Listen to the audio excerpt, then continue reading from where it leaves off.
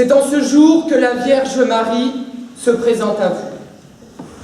À la fois tourmentée et stupéfaite par la perspective de ce qui semble être pour elle le jugement dernier.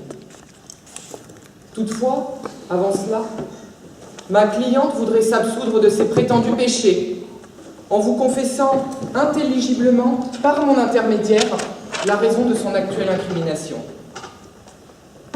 Les faits sont là. La conclusion est irréfutable. Oui, Marie s'est adonnée à la pratique de la gestation pour autrui. Et c'est là une évidence qui ne mérite ni la clameur des uns, ni l'excès d'opprobre des autres. Pendant les 36 semaines de ce cycle merveilleux qu'est la grossesse, Marie a porté en son sein l'enfant d'un être avec qui, au regard du dossier de l'accusation et en dépit des élucubrations de mon confrère, elle n'entretenait pas même l'ombre d'une relation, quelle qu'elle soit. Pourquoi en aurait-il été autrement? Marie et Joseph, son mari, s'aimaient d'un amour véritable, et chacun de leurs proches pourra en témoigner.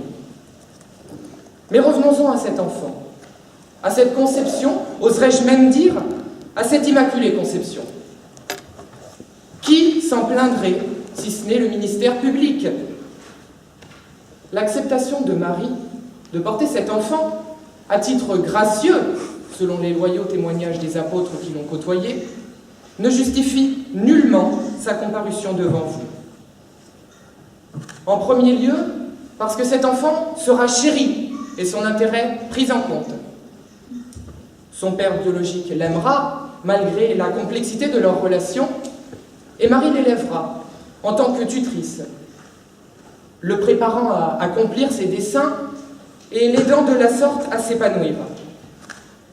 J'attire d'ailleurs votre attention sur le comportement du personnel des services sociaux, qui n'a pas manqué de s'esclaffer lorsque Marie a annoncé être enceinte du Seigneur. Madame la préfète, est-ce là une attitude normale? Non, nous sommes bien d'accord. Mais ce n'est pas le sujet du jour. Contrairement à ce qu'énonce l'article 16-7 du Code civil, ce ne sont pas les conventions portant sur la procréation ou la gestation pour autrui qui sont nulles. C'est le tortueux cheminement qui a abouti à cette hérésie, froide, cruelle, qui contrevient à nos libertés, pourtant si fièrement proclamées. Marie, contrairement à beaucoup d'entre nous, avait foi en sa propre utilité. Une utilité qu'elle a mesurée à l'aune de l'aide qu'elle pouvait offrir à une personne, souhaitant de tout son être un enfant, mais ne le pouvant point, l'intraitable réalité naturelle coupant court à ses envies. En cet instant, des scélérats, des félons, des renégats se meuvent partout sur le globe.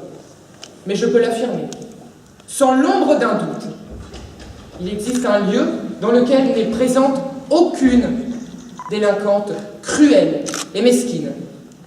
Ce lieu se trouve juste là, derrière ces quelques centimètres de verres assassins, le box des accusés, ne contenant rien d'autre qu'une innocente apeurée. Cet enfant, répondant au doux nom de Jésus, a été désiré. Désiré par une entité dont on ne sait pas si elle est même faite de chair et d'os, dont on ne sait pas si elle se trouve dans une situation d'infertilité sociale ou naturelle, mais profondément désirée tout de même. Au XVIIe siècle déjà, John Locke nous parlait de l'habeas corpus, c'est-à-dire, en quelques mots, de la libre jouissance que chacun doit avoir de son corps. En l'espèce, c'est ce dont il est question, d'une femme qui a donné librement et volontairement son consentement, et qui, une fois encore, et comme bien d'autres femmes, doit faire face à des problèmes que les hommes ne rencontrent pas.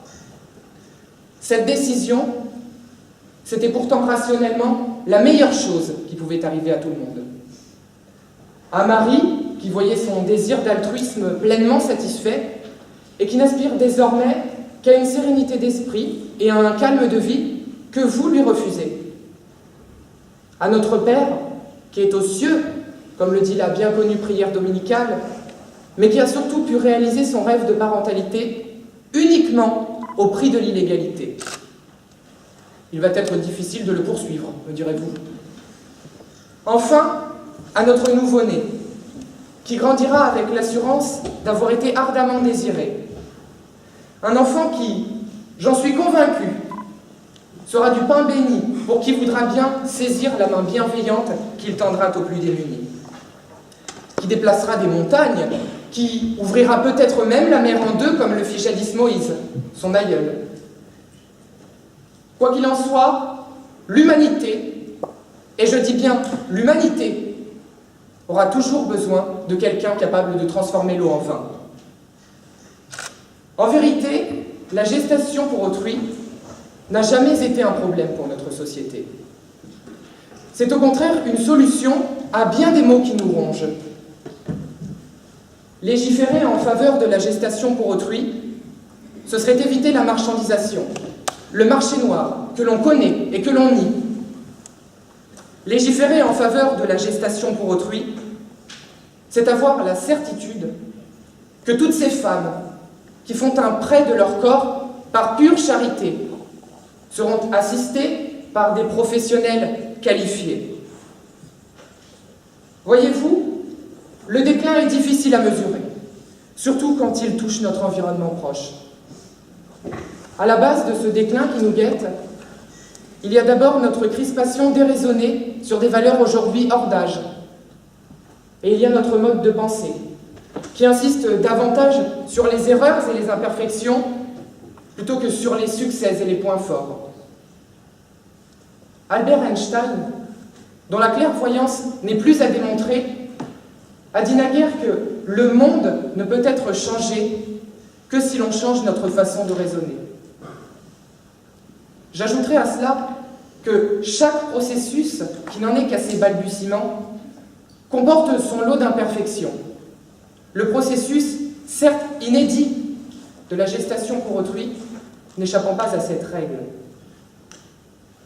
Ces imperfections, qui nous semblent si détestables, il ne tient qu'à nous de les corriger.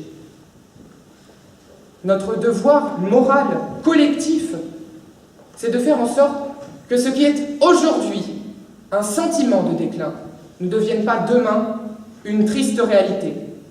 C'est de prendre conscience de notre fantastique potentiel. Alors oui, Marie est bien la première mère porteuse. Et l'affaire remonte à plus de 2000 ans, mais nous avons toujours la même rengaine, le même manque de recul. Nous nous voilons la face et nions une réalité évidente, et pourtant ô combien salutaire, en repoussant sans cesse cette question. En cet instant, ce que je vous demande, c'est d'être humain, fraternel.